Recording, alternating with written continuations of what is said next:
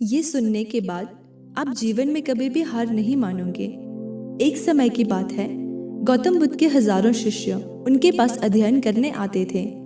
गौतम बुद्ध से जब भी कोई ज्ञान प्राप्त कर लेता था तो उसे किसी दिशा में लोगों को जागरूक करने और शिक्षा देने के लिए भेज दिया करते थे। बुद्ध का एक शिष्य बुद्ध के आश्रम में लगभग 6 सालों से था। वह शिष्य महात्मा बुद्ध के पास आया और बुद्ध से कहा, मुझे यहाँ आए लगभग 6 साल हो गए हैं। मेरे बाद कितने शिष्य यहाँ पर आए, उनमें से सभी शिष्यों को आपने ज्ञान देने के लिए किसी न किसी दिशा में भेज दिया, लेकिन मुझे अभी तक नहीं भेजा। आखिर ऐसा क्यों? क्या मुझे आपका ज्ञान प्राप्त नहीं हुआ है? बुद्ध मुस्कुराए और बोले, यह तो तुम्हें खुद ही समझना पड़ेगा कि मेरा ज्ञान तुम्हें प्राप्त हुआ है या नहीं। शिष्य बोला, हे बुद्ध, आपने इन 6 सालों में जो मुझे उपदेश दिया है वह मुझे सब याद है। आपकी बताई हुई हर एक बात मुझे याद है।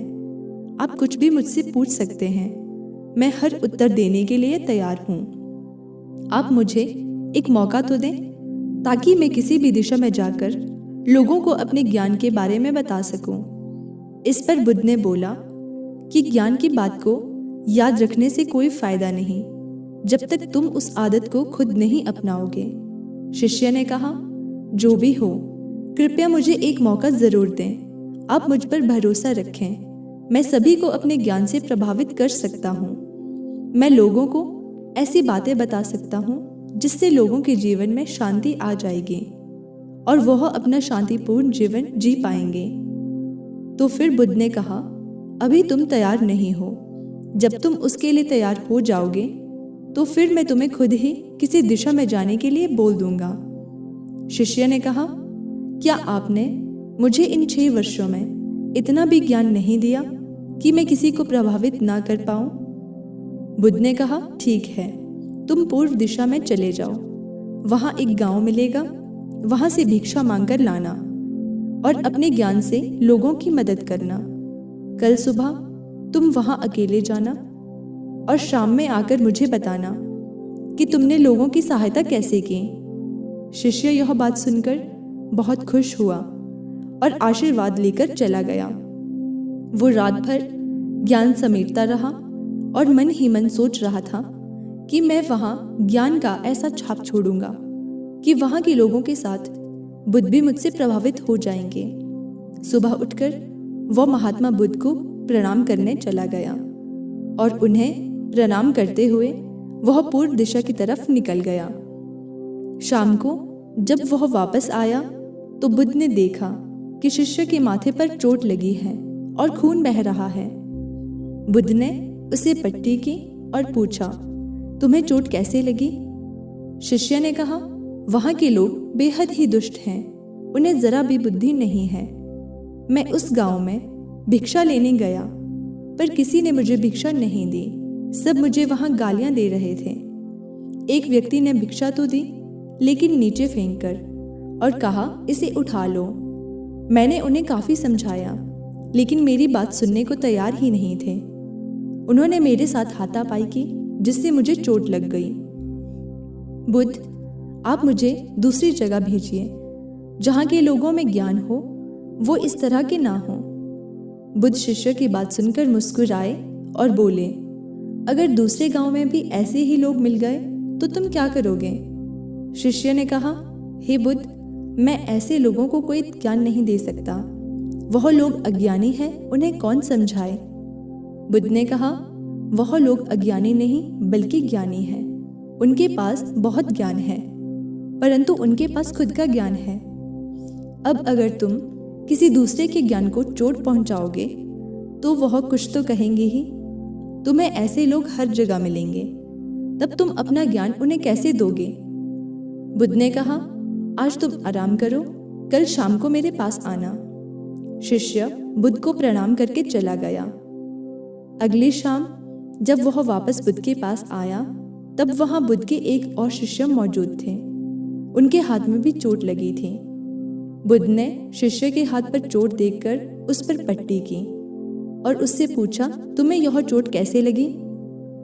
शिष्य ने कहा, आपने पूर्व की ओर एक गांव में मुझे जाने के लिए कहा था, तो वहीं पर मुझे चोट लगी। बुद्ध ने कहा, वहां तुम्हारे साथ क्या क्या हुआ, तुम मुझे बताओ। शिष्य ने कहा, वहां पर मैंने सबसे भिक्षा मांगी, लेकिन किसी ने भी भिक्षा नहीं दी।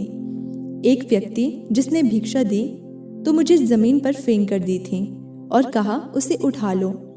तो मैंने उसे उठाकर अपने झोले में रख लिया और मैंने उसे सफल होने का आशीर्वाद दिया।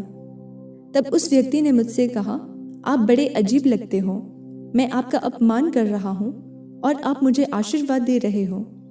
तो मैंने उनसे कहा कि आप दानी हो, आपने मुझे दान दिया है, इसलिए मैं आपको आशीर्वाद दे रहा हूँ। फिर मैं वहाँ से आगे गया तो कुछ लोगों ने मुझे वहाँ से वापस जाने के लिए कहा। उन्होंने मुझे कुछ अपशब्द कहे और मुझ पर पत्थर भी फेंके, जिससे मुझे चोट लग गई। और जब मैं वापस आ रहा था तब रास्ते में मैंने एक माँ को रोते हुए देखा। वह अपने बीमार बच्चे को लेकर चिंतित थी। मैं तुरंत जंगल से जाकर उसके लिए जड़ी बूटी लाया, लेकिन वहाँ के कुछ लोग जड़ी बूटी देने नहीं दे रहे थे। फिर मैंने उनसे विनती की वह मुझे उस बच्चे का इलाज करने दें। उसके बाद वह जैसा कहेंगे मैं ठीक वैसा ही करूँगा। फिर जिस व्यक्ति ने मुझे भिक्षा दी थी उसने गांव वालों को समझाया। तब उन्होंने मुझे उस बच्चे को जड़ी बूटी लगाने दी। उसके कुछ देर बाद वह बच्चा ठीक हो गया। फिर गांव के जिन लोगों ने मुझसे अभद्र व्यवहार किया था उन्होंने मुझसे माफ़ी मांगी और धन्यवाद कहा।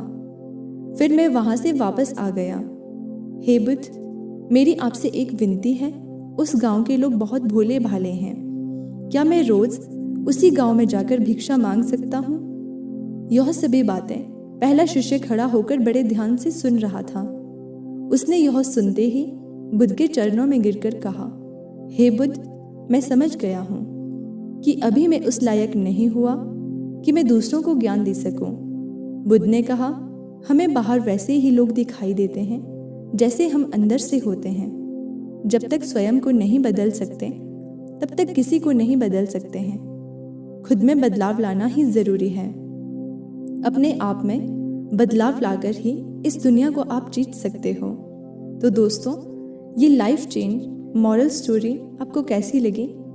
उम्मीद करती हूँ इस कहानी से प्राप्त ज्ञान से अब आपके जीवन में सकारात्मक बदलाव जरूर आएगा।